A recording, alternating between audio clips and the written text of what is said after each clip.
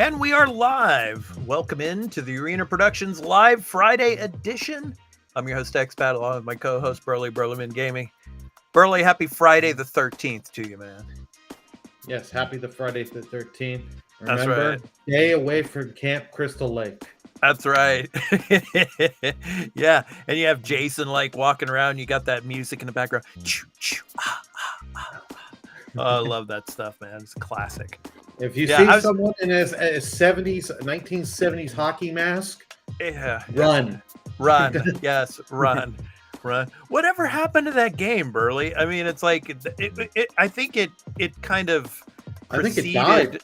It died. I think it preceded. What is it? Dead by Daylight, right? I think it preceded that game. It came before Dead by Daylight, and then Dead by Daylight came out, and it just that's where all the players went. Yeah, so it took over.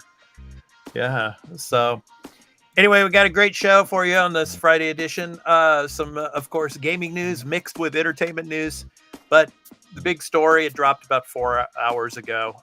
The Activision Blizzard deal is it's basically finalized now. The CMA gave its approval. We're going to talk about that. We're going to talk about Spiderman 2 and Insomniac actually studied real life lizards for this game, and so we're going to talk about that. And Burley, did you hear that there was a review that leaked early, supposedly?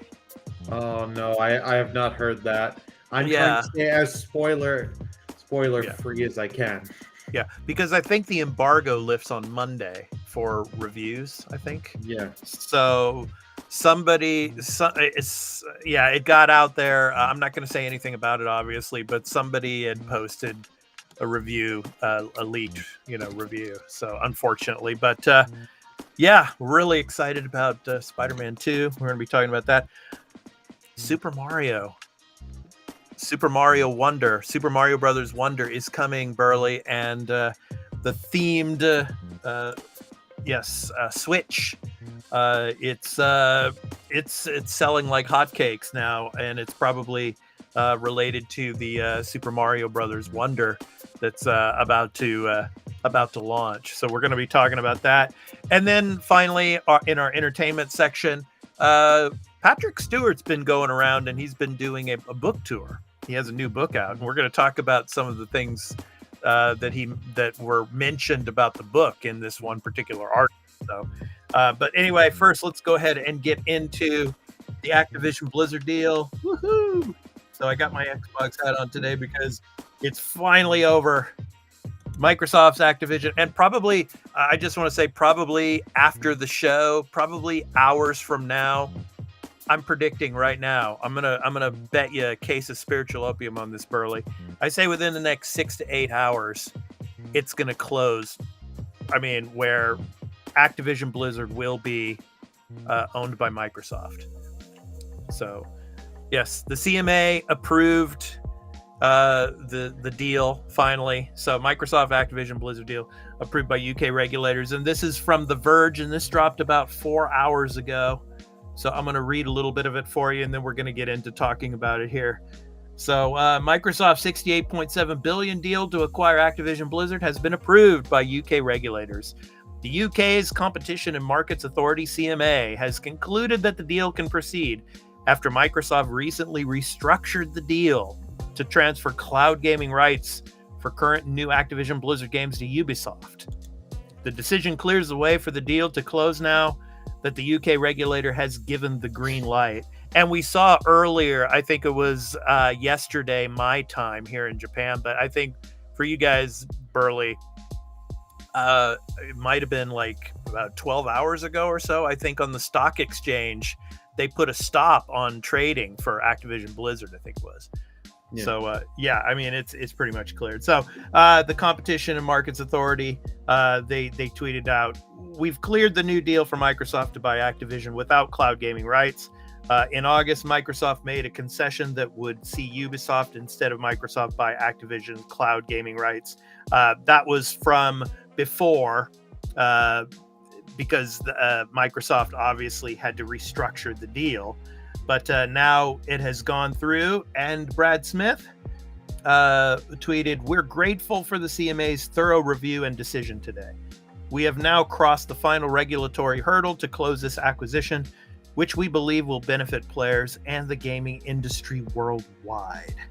And also, Activision CEO Bobby Kotick emailed all employees today announcing the news. Quote, "We now have all regulatory approvals necessary to close, and we look forward to bringing joy and connection to even more players around the world." End quote. Quote, "We're excited for our next chapter together with Microsoft and the endless possibilities it creates for you and for our players." End quote. So the CMA's decision comes months after the regulator initially moved to block the deal in April over cloud gaming concerns. Microsoft appealed that decision with the UK's Competition Appeal Tribunal, but both parties put that process on hold in July to make way for Microsoft's restructured deal that was designed to address the concerns. After successful discussions with the CMA, Microsoft and Activision Blizzard agreed to extend their merger agreement deadline to October 18th. But now, of course, the CMA has approved it. So I think before the 18th, probably today, it's going to close for good. So Burley, your thoughts?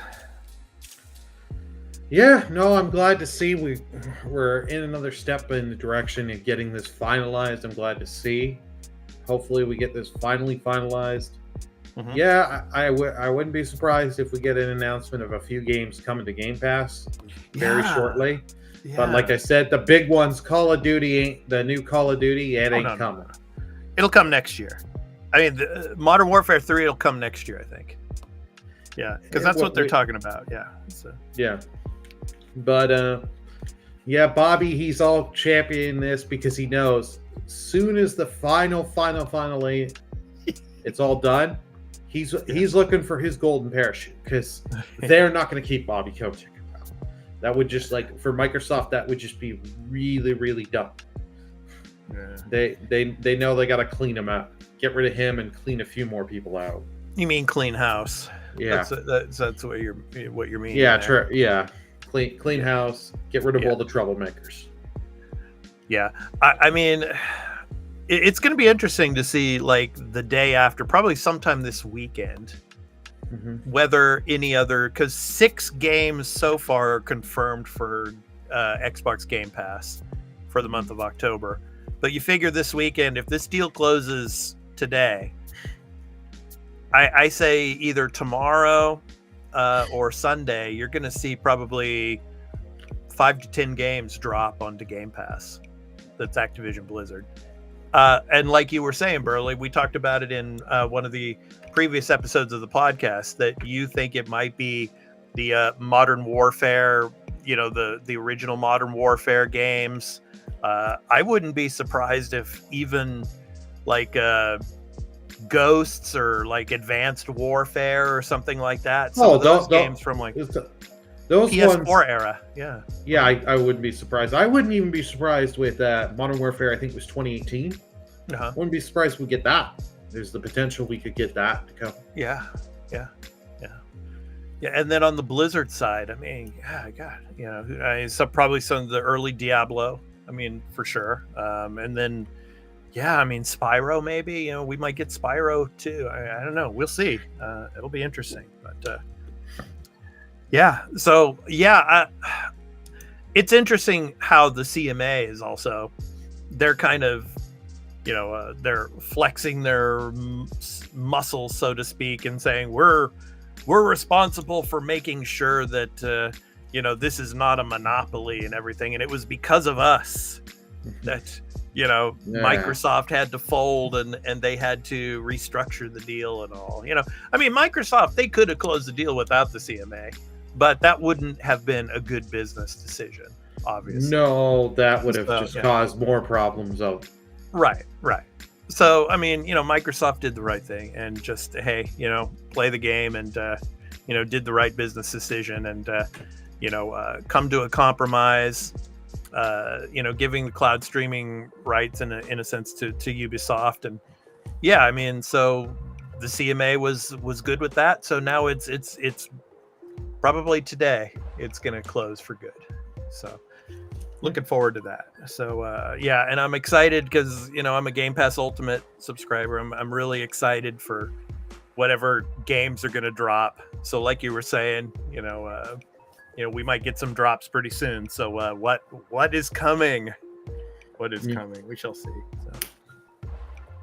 All right. So, and we're going to talk about this more on the podcast this weekend, our episode 149 of the Arena Multi-Platform Gaming News Podcast. So in audio and video formats, video format here on the YouTube channel as well. So stay tuned for that. So next up, Burley, let's get to our next story.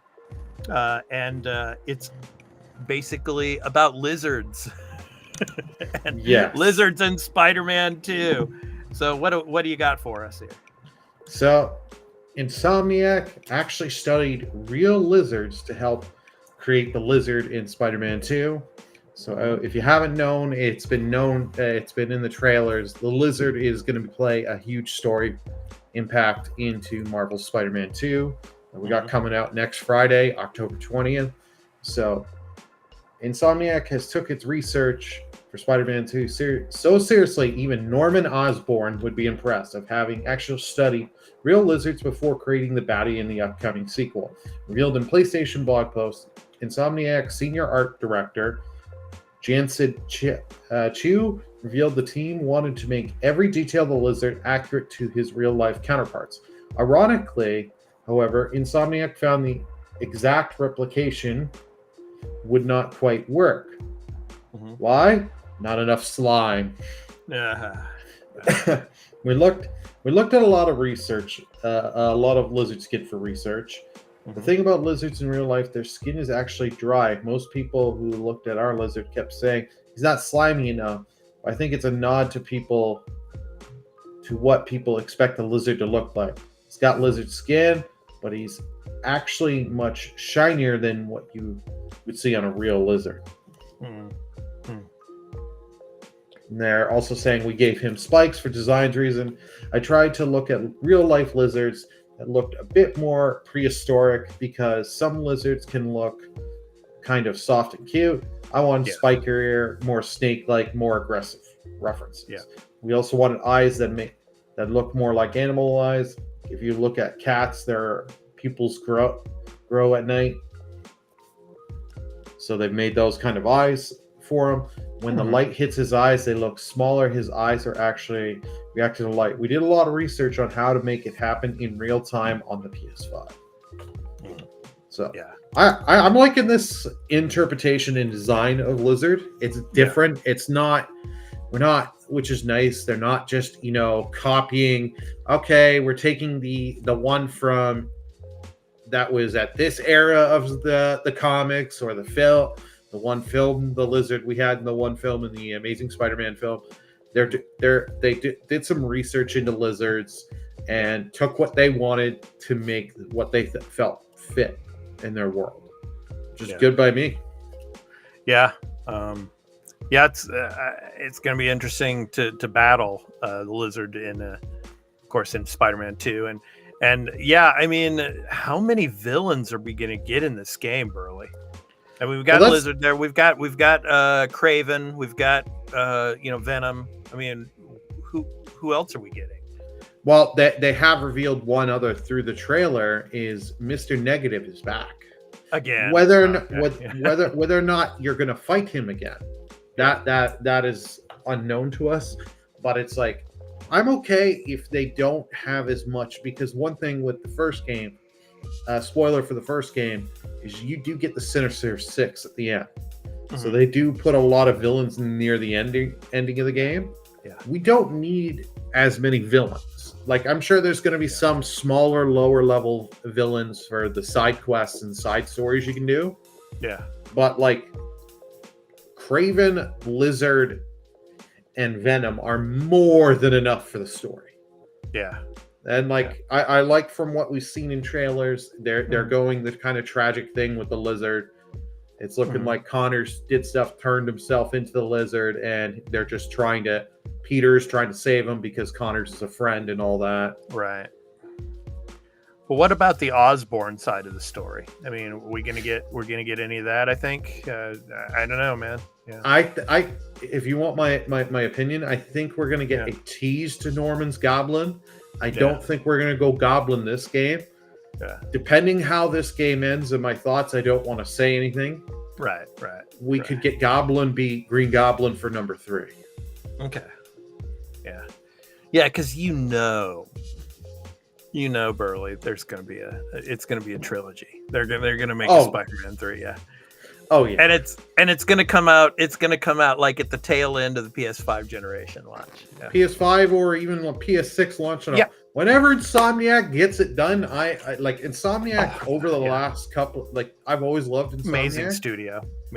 Well, they've learned early on with PS1 hardware. They realized how to get the most out of the PlayStation devices. Yeah. The last couple of years, they stepped up their game considerably. Like I was still surprised. I was like, they're going to be doing Spider-Man, and then when you play that game, it was like, holy crap! They got the character, they got the world down. Like it's like, okay, whatever they want to do, and so, I'm sure Sony's like the same thing with them. Whatever you want to do that, we're not going to stop you. You make us enough money. Do what you want. Yeah, I mean it's probably like in pre-production already. I mean, you would think, and yeah, like I said, it'll probably come out the tail end of the PS5 generation. It'll probably be like PS5, PS6. I'm really excited for it. I'm excited. I really like the mechanic of like in Grand Theft Auto 5, where you could, change just, like at the push of a button, you could change to Trevor or Michael or Franklin. Mm-hmm. In this game, you can just at the push of a button, you can change between Peter and Miles Morales. It's gonna make me want to. And they said some stuff like certain to exchange with who characters. So it's like, okay, first playthrough is Peter, second playthrough is Miles. And then subsequent playthroughs after that is going to be okay. Let's see who's better, like swapping in between. Are you practicing now, Burley? Are you going back to like Spider-Man or Miles Morales to practice the combat? No. I've been tempted, but I've been playing Mirage, so it's like I kind of want to finish Mirage first. How far are you in Mirage now? I'm about 8 hours in. Okay. I'm slowly working through the story. It's just every time. Unfortunately, every time I go to play, it's the game of as soon as I sit and I get about 10 minutes in, phone rings. I got to do something else or that. Okay, yeah. All right. Well, we got a cool story for you coming up next about some stuff going on in Japan. And this story is on the Nintendo side. So Super Mario themed Nintendo Switch has resulted in a sudden spike in Japan sales. So this is from Gaming Bolt. So Burley, take it away. Yeah. So just first off, welcome on in Trainer Red, and welcome on in Merple. Alrighty. Trainer Red 26, thank you for coming in, and yes, Purple Dragon, thank you as always for coming in as well. So go ahead, Burley. Super Mario themed Nintendo Switch has resulted in a sudden spike in Japan sales. Expat did call this. Well, I do have to give him that. Yeah, the Nintendo Switch is 6 years old at this point, but fans can't get enough of it. A recent Bloomberg report has revealed a sudden spike in the console sales in the region of Japan following the launch of the Super Mario themed Switch. According to the report, the last week's sales in the region totaled to 110,241 units, which is twice the previous week's sale. It's rather interesting revelation, but it's not, since similar sales surges were since Tears of the Kingdom's launch and Splatoon 3 launch earlier in the year. So this thing is coming up. I just want to say Splatoon 3, that was during the summer season, and that's when all the kiddies are at home and they're on summer vacation and they're playing Splatoon. So, so upgrading a lot of Splatoon 2 players, they upgraded and got Splatoon 3. So and hey, like the Switch itself, I'm not too like this design, this red one. I wasn't too impressed. The little thing with the Mario on the dock is okay, and the coins up front. I didn't think it was going to be as popular as it is. It's nice to see for Japan, seeing the sales numbers boost. We got in a week from today, we got Mario Wonder coming out. Yes. I think the preload can happen after 12 today. I think you can pre-download Mario Wonder if you've pre-ordered it. So and the Spider-Man 2 preload begins soon as well, right, Burley? I think today. Yeah. So.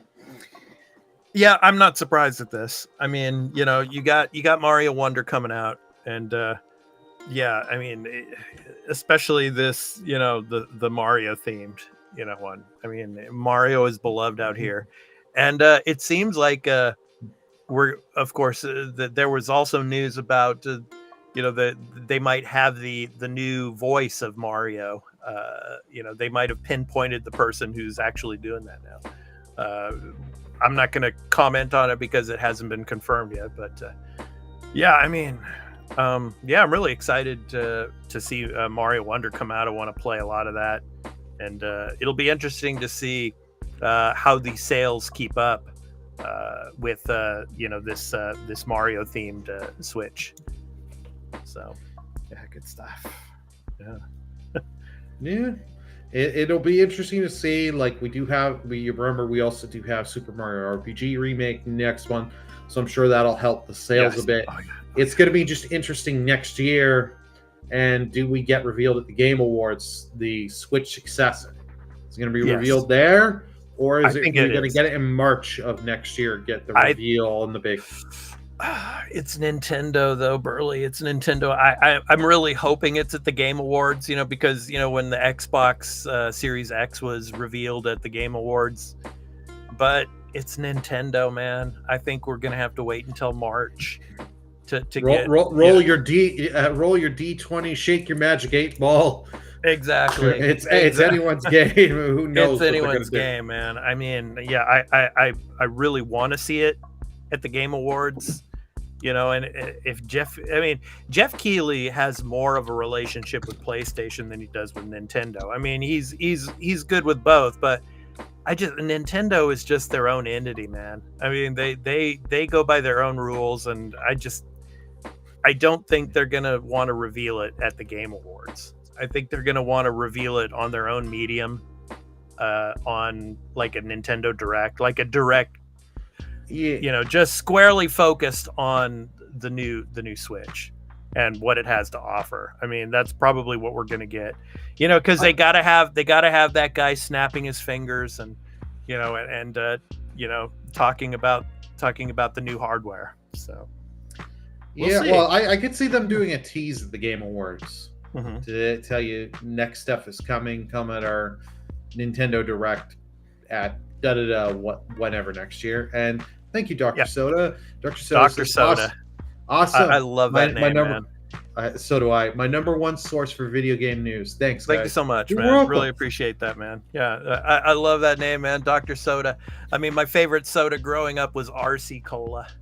I remember RC Cola. I remember RC Cola. Oh man, I loved it. It did not last for very long, unfortunately. Yeah. And Trader Red says, "I hope Nintendo reveals the next gen console next year."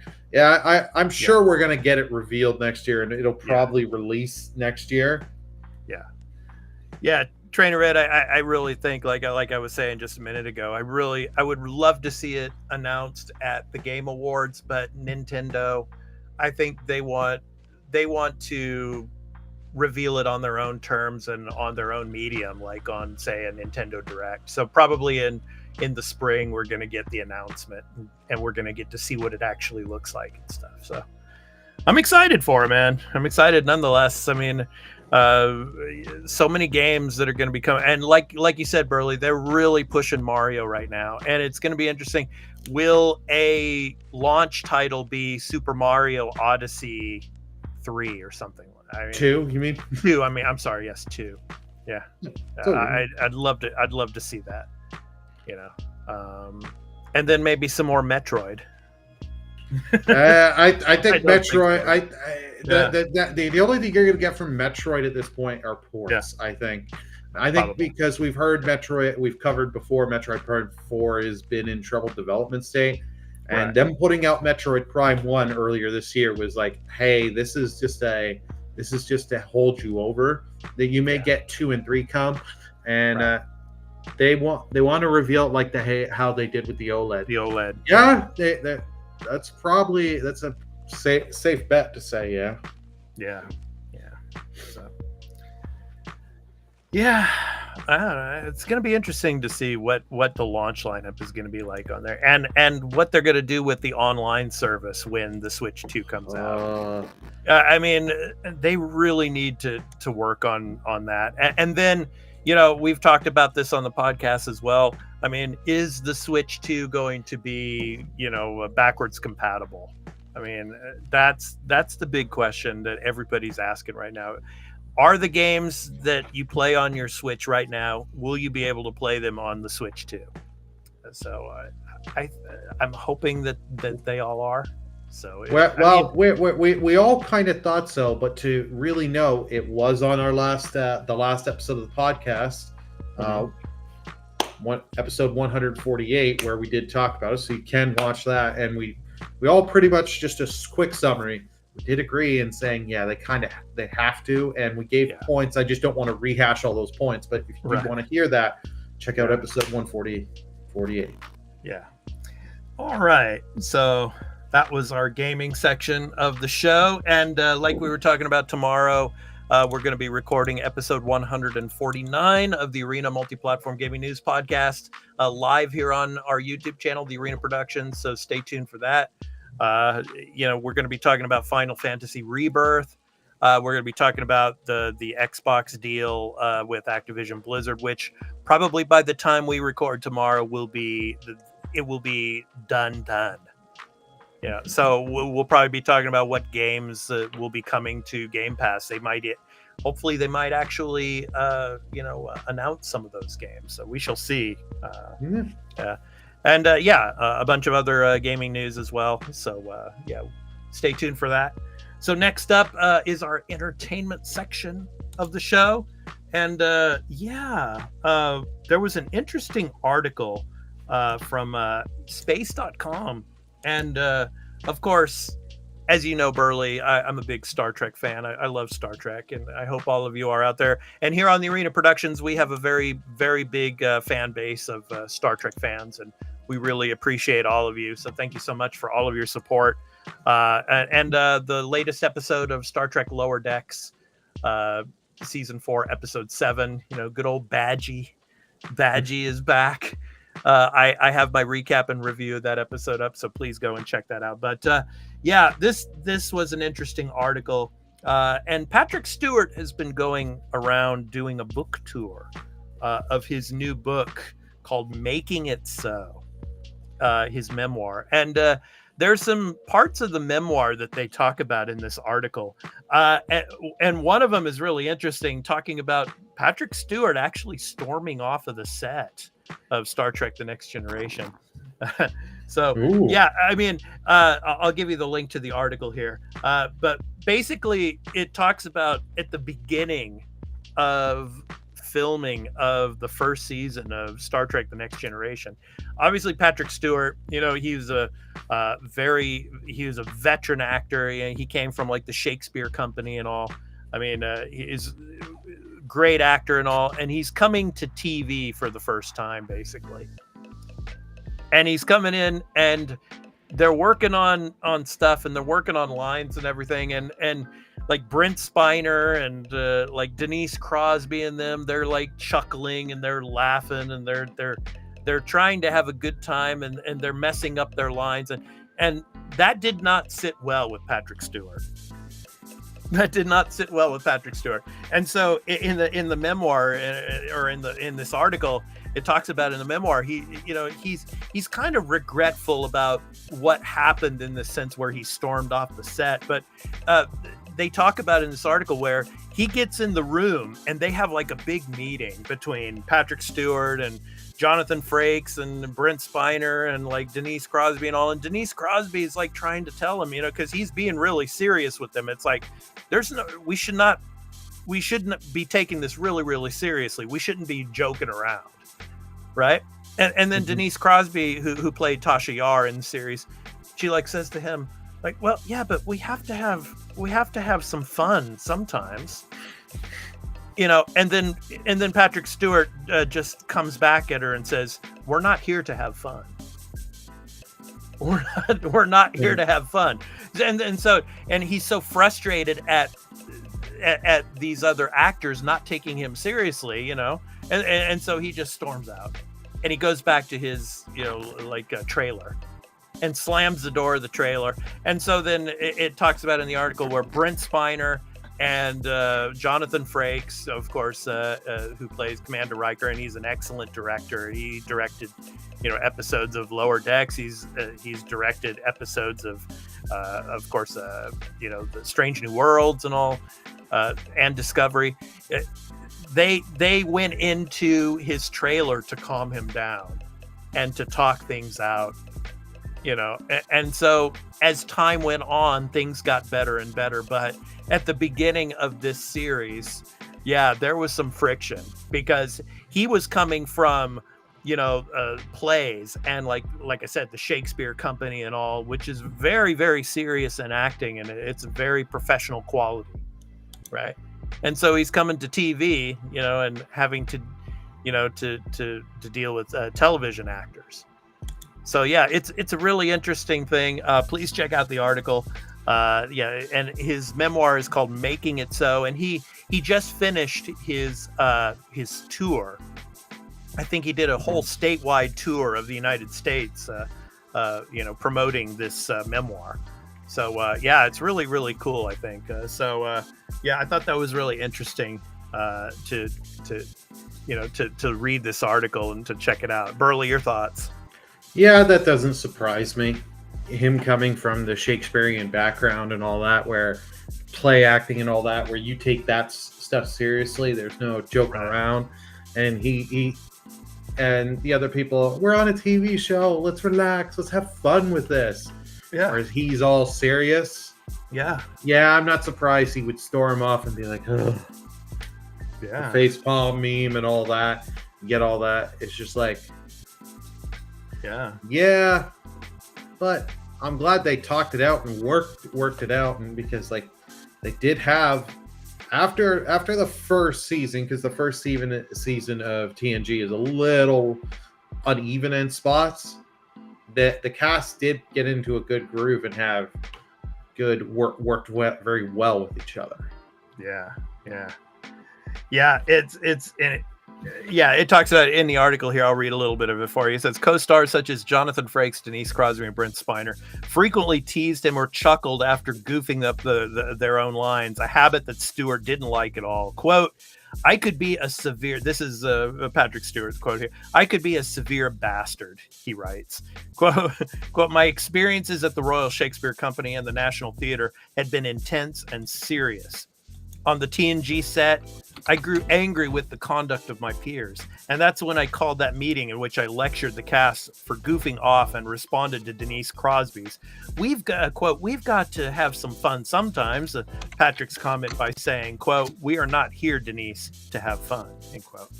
Quote, in retrospect, everyone, me included, finds this story hilarious, but in the moment when the cast erupted in hysterics at my pompous declaration, I didn't handle it well. I didn't enjoy being laughed at. I stormed off the set and into my trailer, slamming the door, end quote. So, yeah. So anyway, that's from the article. And, so pretty cool stuff. And released on October 3rd by Gallery Books. This addictive 480-page volume chronicles everything from the distinguished performer's early days growing up in Yorkshire, England, to his formative time with the Royal Shakespeare Company, to his trek in Tinseltown in the 1980s, where he eventually took the center seat in Star Trek The Next Generation, before advancing into Star Trek features prior to playing Professor Charles Xavier in the blockbuster X-Men movies.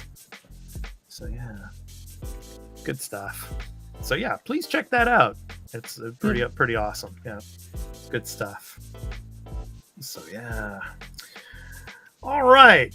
So let's get to some programming notes, Burley, before we wrap up this episode. So, like I said before, tomorrow we're going to be recording episode 149 of the Arena Multi-Platform Gaming News Podcast. And our topic of the show is going to be gameplay mechanics and combat in Final Fantasy VII Rebirth. So what is going to be new?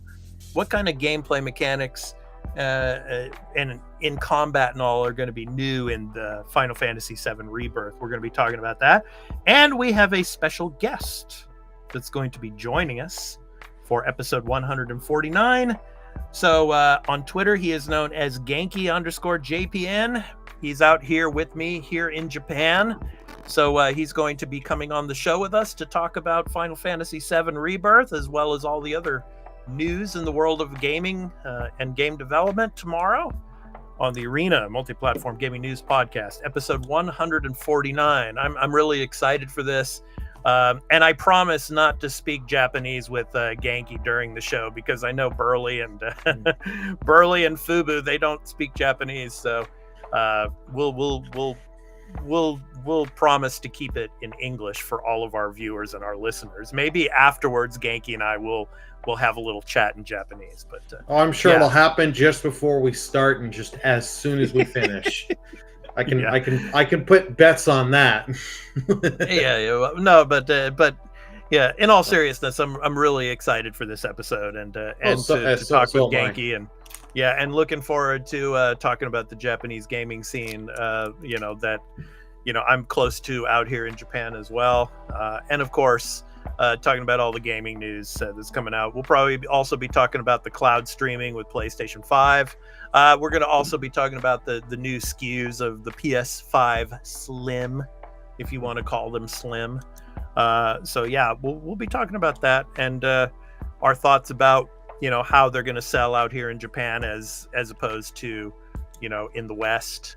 So and Fubu's going to be on with us, Fubu87, again this week, and I want to get his perspective on the European side of things, and his thoughts on the new consoles, as well as cloud streaming and the Activision Blizzard deal finalizing, as well as Final Fantasy VII Rebirth. So yeah, good stuff. So yes, I hope you can join us for that episode. I'm really excited for it. Looking forward to that. So, and looking forward to talking with Genki as well. Oh yeah, it's going to be a lot of fun tomorrow. I cannot wait. Yep.